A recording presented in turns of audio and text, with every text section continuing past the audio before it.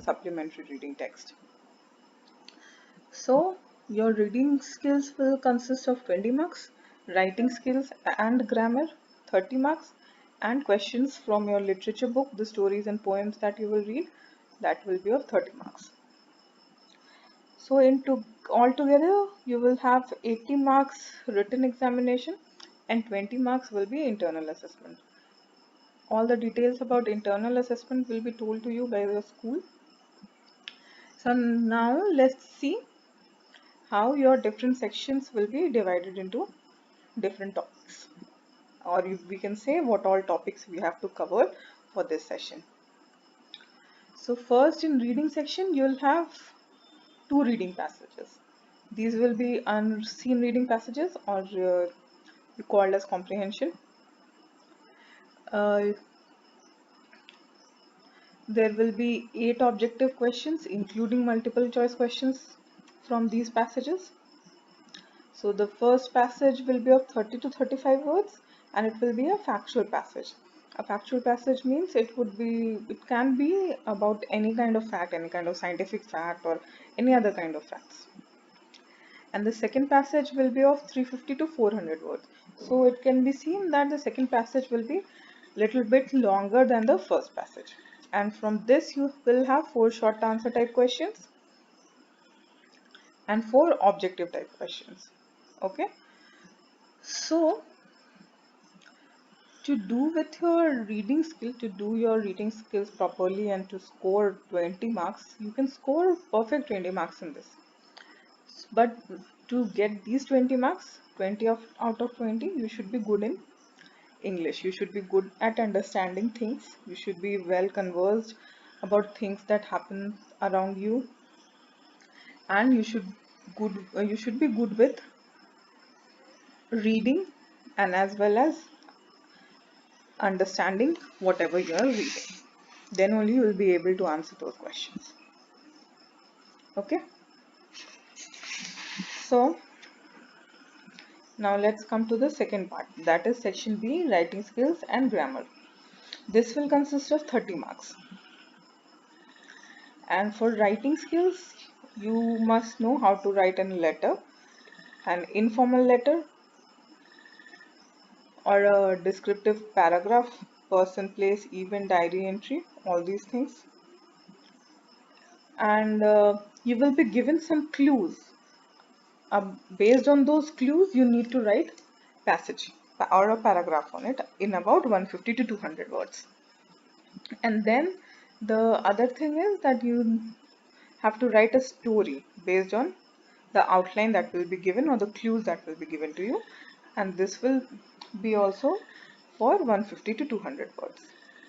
Now to learn these things, you need continuous practice. Then only you will be able to do it properly and successfully in your exams.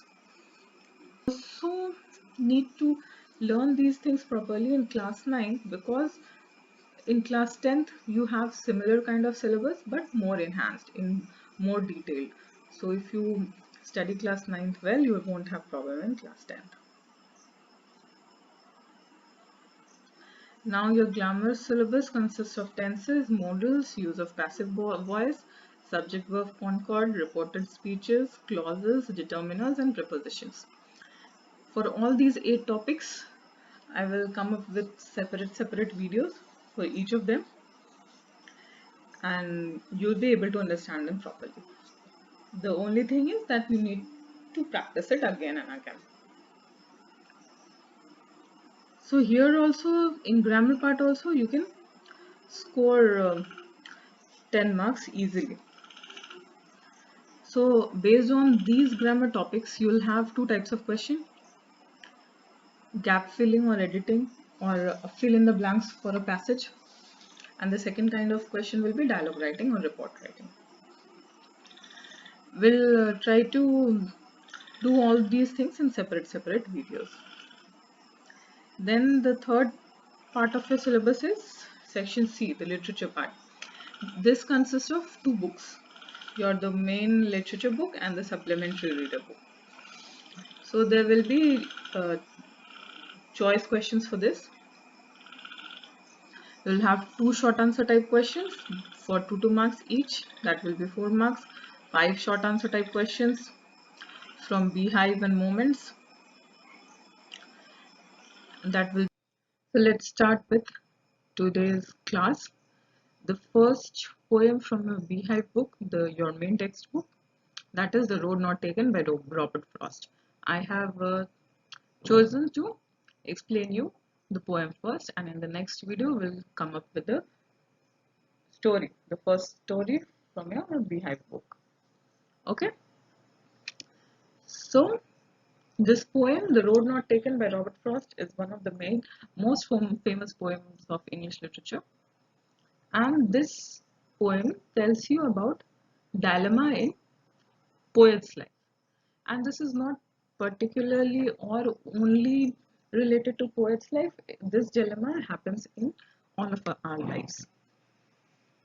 That as to which road to take, which direction to take. Always when you are stuck in a particular situation, you have two options. Either you choose the first one or either you choose the second one. If you choose the first one, you'll always wonder what would have happened if you have chosen the second one.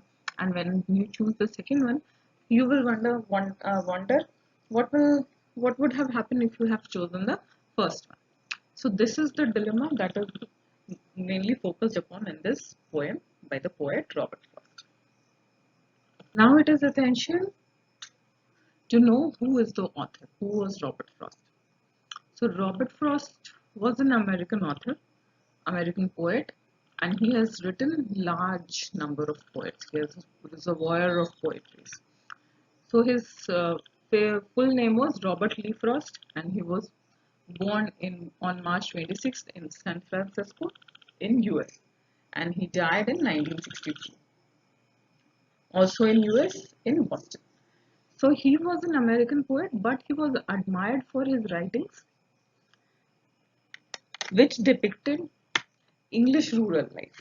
He used to write about the village life of England. And his style of writing was very simple. He would write a small short poem using simple words, simple language, but the poem would convey much larger meanings.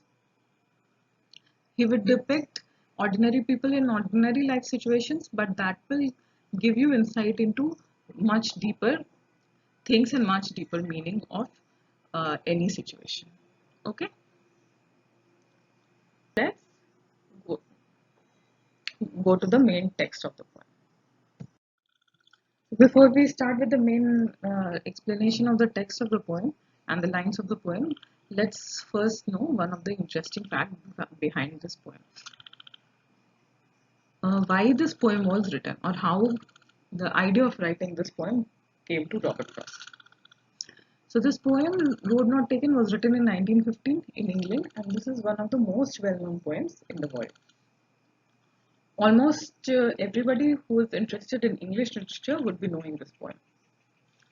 So he wrote this poem to highlight a trait of and poke fun at his friend Edward Thomas, who was an English Welsh poet.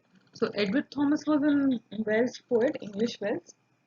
Wales means he belongs to Wales. So this poem was written because Robert Frost wanted to make fun of his friend Edward Thomas. So when they went out walking, both of these poets went out walking. So the second poem, Edward Thomas, the English poet, would always regret that why did not he chose a different path in his life. So Thomas would always say that what might have uh, happened, what he would have done if he would have chosen the other path in life. So his Frost's friend Edward Thomas always regretted what would have happened if he would have chosen the other road in his life and what opportunities it would have offered to him. So Frost would always tease his friend Thomas about this thought of wondering about the second option in life, which one does not choose. So he told Thomas, no matter which road you take, you will always sigh and wish you would taken another. So this is what This is what this poem is based upon. That whichever option you choose in life, you will always think and you will always pine for the second option, that what would have happened if you have chosen the second option. So Frost wrote this poem lightheartedly to poke fun at his poet friend, but people took this poem very seriously. All over the world, this poem is famous for the deep meanings it conveys about people's life and situations. So it is very ironic that Frost meant it very lightheartedly, but people made it a very serious poem. Now let's look at the lines of the poem. On the left hand side is the actual text of the poem, and on the right hand side is the meaning of the poem. So two roads diverged in a yellow wood, and sorry I could not travel both. And be one traveler long I stood, I looked down one as far as I could, to where it bent in the undergrowth. So the poet says that one day he was walking in a forest, and he comes to a point from where two roads diverged. This point is known as fork. Uh, and he's saying that the woods refers to the forest, was yellow. Yellow means it was the autumn season. And he said now, as two roads were before him, so he had to take either of the two. He could not travel on both of them.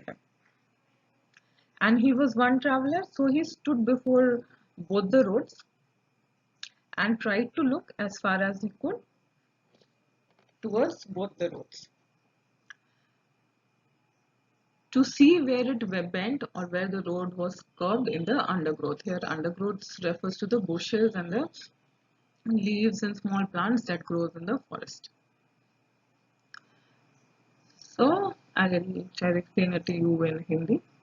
The poet, जो poet है वो एक forest में जा रहे हैं. Forest के रास्ते में जाते जाते उनके सामने एक ऐसा पॉइंट आता है जहां से दो रास्ते निकलते हैं. अब वो इस सोच में पड़ जाते हैं कि वो दोनों रास्तों पे तो जा नहीं सकते, किसी एक पर ही जा सकते हैं.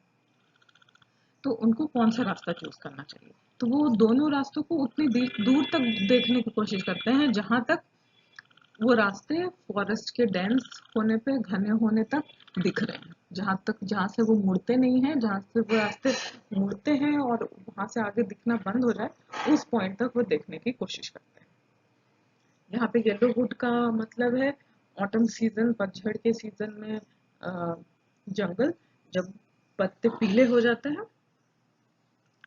और अंडरग्रोथ का मतलब है फॉरेस्ट जो है वो घना होता है, उसमें बहुत सारे छोटे छोटे पेड़ पौधे, घास, सब जो नीचे में जमे होते हैं उनको हम अंडरग्रोथ बोलते हैं. Now let's read the second stanza. In the second stanza, the poet says, then took the other as just as fair, and having perhaps the better claim because it was grassy and wanted wear, though as for that the passing there had warned them really about the same. इस इस paragraph में poet ये कहते हैं कि मैंने उस path को चूज किया, उस रास्ते को चूज किया जो मुझे ज्यादा ग्रासी लग रहा था. वो मुझे बेटर ऑप्शन दिखा क्योंकि उसको देखकर ऐसा लग रहा था कि उस पर कम लोग गए और वो अभी तक वैसा घिसा नहीं है जैसा दूसरा रास्ता दिख रहा था. तो इस पार्ट में पोएट ये कहना चाहते हैं कि लाइफ के ऑप्शंस में जो लेस कन्वेंशनल है, जिसको ज्यादा लोग फॉलो नहीं करते हैं, पोएट ने वैसे रास्ते को चूज किया. अगर ये पोएम एक लाइफ को सिंबलाइज करता है, लाइफ के ऐसे सिचुएशन को सिंबलाइज करता है जहाँ पे आपको दो ऑप्शंस मिलते हैं और आपको किसी एक डायरेक्शन में ही आप जा सकते हैं, तो पोएट उस टाइम पर ऐसे डायरेक्शन को चूज करते हैं जो लेस कन्वेंशनल है, जिस रास्ते पे ज्यादा लोग नहीं जाते. क्यों वो उस पर जाते हैं? क्योंकि वो उनको ज्यादा ग्रासी दिख रहा था और अभी वो उतना नहीं घिसा था, उतना पुराना नहीं हुआ था जितना दूसरा रास्ता हुआ था.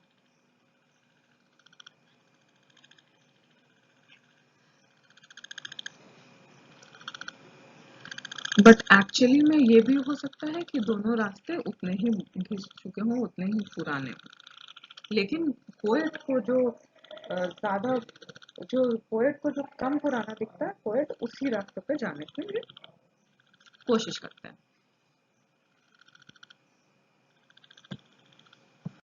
अब थर्ड स्टैंजा को देखते हैं. And both that morning equally lay in leaves, no step had trodden black. Oh, I kept the first for another day, yet knowing how way leads on to way, I doubted if I should ever come back. In this passage, in this para, the poet wants to say that on both the paths, leaves had fallen equally, and they had not yet turned black because of people walking on it. Trodding means people walking on it. Due to foot stamping, the leaves have not yet turned black on both the roads. But he again thinks that I will keep the first road for some another day. I will travel it on a later day. But then he contradicts himself and says, yet knowing how way leads on to way, I doubted if I should ever come back. So now he's saying that one road leads to another. And I doubt that I will ever come back in life to this same fork, this same point from where these two roads are diverging. So first he thinks that he will travel the first road sometimes later because he does not want to miss the opportunities that the first road would provide him. But at the same time, he only has option to travel on one road. So he chooses the second one, which he thinks is less traveled.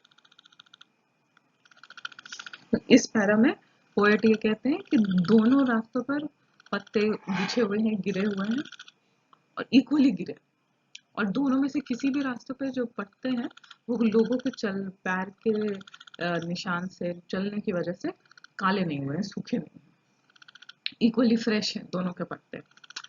लेकिन poet सोचते हैं कि मैं पहला रास्ता जो है वो किसी और दिन आके उस रास्ते पर ट्रैवल करके देखूंगा. बट फिर वो कहते हैं कि मैं जानता हूँ कि एक रास्ता दूसरे रास्ते पे जाता है. मतलब लाइफ में अगर आप एक ऑप्शन चूज कर लेते हो तो आपको वो ऑप्शन फिर दूसरे डायरेक्शन में ले जाता है, वहां से कहीं और ले जाता है. आप फिर वापस लाइफ में मुड़ के पहले वाली जगह पर आप नहीं आ सकते हो, आप हमेशा आगे ही बढ़ते रहते हो. इसीलिए वो कहते हैं कि मैं डाउट करता हूँ कि मैं वापस इस रास्ते पर इस जगह पे फिर कभी आऊंगा और पहला जो रास्ता है उसको ट्रैवल कर पाऊंगा और उसकी अपॉर्चुनिटीज को देख पाऊंगा. अब फोर्थ स्टैंजा में जो पोएट है वो कहते हैं आई shall be telling this with a sigh, somewhere ages and ages hence two roads diverged in a wood and I took the one less travelled by and that has made all the difference. अब इस stanza में poet कहते हैं कि somewhere ages and ages hence मतलब बहुत बहुत सालों के बाद. Ages and ages symbolizes time, long period of time. तो बहुत बहुत सालों के बाद मैं एक बहुत सोच के ये कह रहा हूँगा कि मैं एक वुड में था, मैं एक फॉरेस्ट में था जहाँ से दो रास्ते जाते थे और मैंने उस रास्ते को चूज किया जो मुझे लेस ट्रैवल लगा, जिसको लोग जनरली चूज नहीं करते हैं और कम लोग उस रास्ते पे जाते हैं. मैंने उस रास्ते को चूज किया और वही उस रास्ते को चूज करने की वजह से मेरे लाइफ में सारे डिफरेंसेस आए. उस रास्ते पे ट्रैवल करने की वजह से, उस रास्ते को चूज करने के कॉन्सिक्वेंस से ही मेरे लाइफ में सारे डिफरेंसेस आए हैं.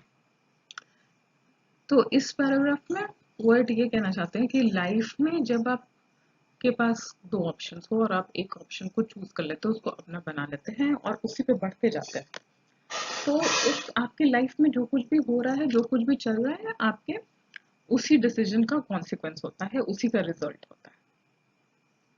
यहाँ पे पोएट ने वैसे रास्ते को या वैसे ऑप्शन को चूज किया जो लेस कन्वेंशनल था, जो उसको लोग दुनिया में ज्यादा चूज नहीं करते हैं, ज्यादा लोग उस रास्ते पर नहीं जाते हैं.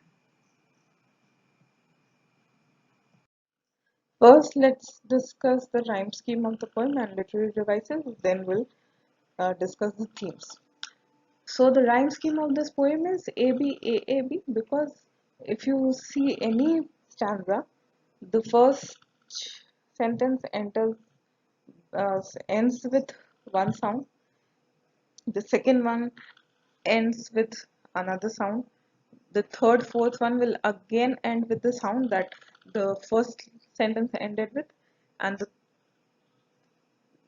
fifth one will end with the sound that second one ended with. Okay, and now let's see the literary devices. So what are literary devices? In my different videos time and again I have explained what are literary devices, but anyways, for your convenience, let's discuss it once more. So literary devices are ways how poets or authors frame their sentences to convey their meaning more beautifully and more uh, expressively and more comprehensively. मतलब words को इस तरह से use करना कि आपको उससे जो पोएट का जो भाव है, ऑथर का जो भाव है, वो आपके दिमाग में क्लियर हो जाए. Okay, so the first literary device used here is metaphor. अब हम समझते हैं कि मेटाफर क्या होता है. मेटाफर होता है जब आप कहीं पे भी कंपैरिजन करते हैं दो थिंग्स का, दो चीजों का, बट वहां पर आप लाइक या एज नहीं यूज करते हो. जैसे अ, जैसे अगर आप कहते हैं एज कूल एज क्यूकम्बर, तो हमने यहाँ पे क्यूकम्बर के ठंडे होने की एक विशेषता को, खासियत को कंपेयर किया कूल होने से, लेकिन एज यूज किया, कूल एज क्यूकम्बर. अब अगर हम एज या लाइक का प्रयोग नहीं करते हैं तो वैसे कंपैरिजन को हम मेटाफर करते हैं. जैसे इस पोएम में दो एग्जांपल्स हैं, येलो वुड्स और fork in the road. Yellow woods मतलब यहाँ पे woods as yellow as something नहीं लिखा गया है, डायरेक्टली येलो वुड्स लिखा गया. मतलब ये बता रहा है कि वुड्स जो थे वहां पे पत्ते पीले हो गए थे. अब जो सेकंड इमेजरी है, अब जो सेकंड है वो है इमेजरी. इमेजरी वैसा लिटरेरी डिवाइस होता है जहाँ पे किसी भी वर्ड को पढ़ के या ग्रुप ऑफ वर्ड्स को पढ़ के आपके दिमाग में एक पिक्चर फ्रेम, आप उसको पढ़ के ही आप उसको इमेजिन कर सकते हैं दिमाग में कि वो दिखने में कैसा हो. जैसे कि येलो वुड्स और डेंस अंडरग्रोथ, ये पूरा पोएम ही इमेजरी में लिखा हुआ है. आप जिस भी सेंटेंस को पढ़ते हैं आपको दिमाग में एक इमेज फॉर्म होगा कि हाँ वो वुड्स जो फॉरेस्ट था वो देखने में ऐसा था. ओके, अब जो थर्ड है वो है सिमिली. अब यहाँ पे मैंने मेटाफर बताता हुआ आपको बताया कि जब हम कंपैरिजन लाइक या एज यूज करके करते हैं तो उसको हम सिमिली बोलते हैं.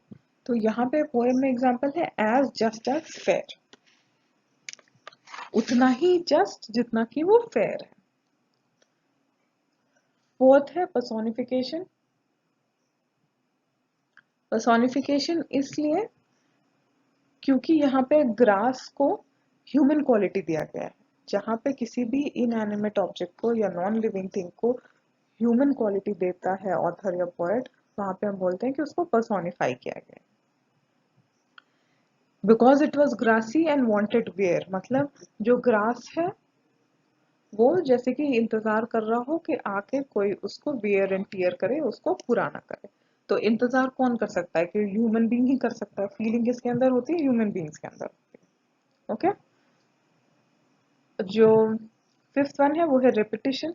रेपिटेशन वहां होता है जहाँ पे वर्ड्स को बार बार रिपीट किया गया. समवेयर एजेस एंड एजेस है, यहाँ पे एजेस एंड एजेस को रिपीट किया गया, तो यहाँ पे रेपिटेशन है. अब देखते हैं कि पोएम के दो मेजर थीम्स क्या है.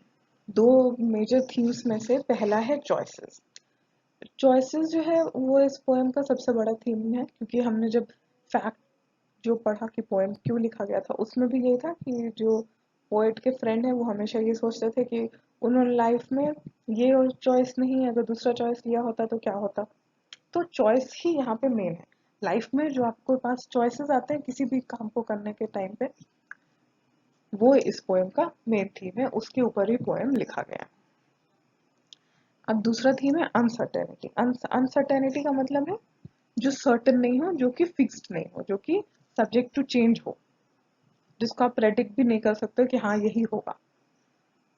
तो यहाँ पे पोएम में अनसर्टेनिटी क्या है कि पोएट जिस भी रास्ते को अपनाए, पहले को या दूसरे को, दोनों ही अनसर्टेन है. उनको नहीं पता है कि उस रास्ते पर आगे जाके क्या होने वाला है, वो रास्ता कैसा होगा आगे जाके. तो उसी तरह से जब आप लाइफ में भी कोई एक डिसीजन लेते हो, कोई एक चॉइस को चूज करते हो और उसको फॉलो करने के लिए अपने आप को तैयार करते हो, तब आपको नहीं पता होता कि आगे जाकर क्या क्या होने वाला है या वो चॉइस का क्या क्या रिजल्ट होगा आपकी लाइफ में. तो इस पोएम का एक थीम अनसर्टेनिटी है. Okay, so I hope this poem was understandable and comprehensible for you. And just to make you more equipped about this poem, I'll try to repeat it, summarize it once more. So please listen carefully. The poem starts with one imagery where a person or the poet is standing in a wood, standing in a forest. वो forest कैसा है? वो autumn season का forest है, yellow forest दिख रहा है, और poet ऐसे मोड़ पे आकर खड़े हैं जहाँ से दो रास्ते जाते हैं. अब पोएट के पास ये चॉइस है कि वो पहला रास्ता ले या दूसरा रास्ता ले. तो वो वैसे रास्ते को चूज करते हैं जो उनको देखने में लगता है कि इस पे कम लोग गए, और दूसरा रास्ता है उस पे शायद बहुत लोग जा चुके हैं. बट फिर भी पोएट कहते हैं कि देखने में तो दोनों सेम ही हैं, जो पत्ते जो गिरे हुए हैं वो दोनों पे इक्वली फ्रेश हैं, बट फिर भी मुझे जो देखने में लेस ट्रैवल लगता है वो मैंने चूज किया, और मेरा लाइफ अब इसी रास्ते का कॉन्सिक्वेंस है. और पोएट कहते हैं कि मैंने जो फर्स्ट जो रास्ता छोड़ दिया उस पर मैं किसी दिन और आऊंगा और किसी दिन और ट्रैवल करने की कोशिश करूंगा. बट फिर एट द सेम टाइम वो कहते हैं कि ऐसा तो होना पॉसिबल नहीं है, क्योंकि लाइफ में जब आप एक रास्ता चूज करते हो तो वो रास्ता आपको आगे आगे आगे बहुत सारे रास्तों पर ले जाता है, और उस जर्नी में आप फिर पीछे आके उसी मोड़ पर नहीं आ सकते हो जहाँ पे आपको वो पॉइंट मिले जहाँ से आपने शुरुआत की थी, और अब आप ये चॉइस को छोड़ के दूसरे चॉइस पर आ सकते. Okay, so this poem is all about the choices that you make in life and how they affect your life. So I hope the explanation was clear. If you have any kinds of doubt, please write in the comment box. I will help you to solve your queries and doubts. Okay, thank you.